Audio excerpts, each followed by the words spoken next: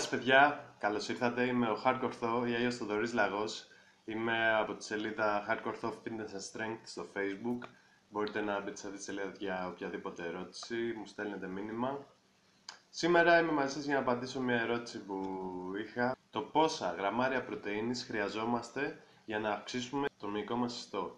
Λοιπόν, η απάντηση σε αυτήν την ερώτηση είναι πολύ απλή. Χρειαζόμαστε 2 γραμμάρια ανά κιλό σωματικού βάρους. Δηλαδή, εγώ που είμαι 80 κιλά, χρειάζομαι 80 επί 2, 160 γραμμάρια πρωτεΐνης κάθε μέρα. Κάποιος που είναι 70 κιλά, χρειάζεται 70 επί 2, 140 γραμμάρια πρωτεΐνης κάθε μέρα. Μια κοπέλα 50 κιλών χρειάζεται 50 επί 2 γραμμάρια πρωτεΐνης κάθε μέρα.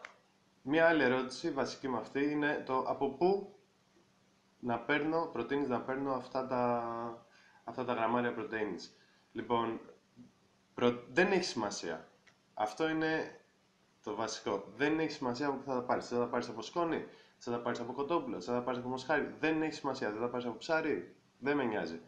Αυτό που είναι σημαντικό όμως είναι να μην παίρνεις από μία πηγή μόνο, γιατί δημιουργούνται ευαισθησίες και μπορεί να έχεις ακμή ή κάποιες άλλες παρενέργειες.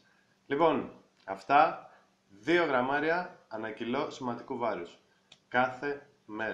Ό,τι άλλη ερώτηση έχετε μπορείτε να με βρείτε στο Facebook, μπορείτε να αφήσετε ένα μήνυμα από κάτω και θα απαντήσω σε επόμενο βίντεο. Γεια σας και καλή συνέχεια.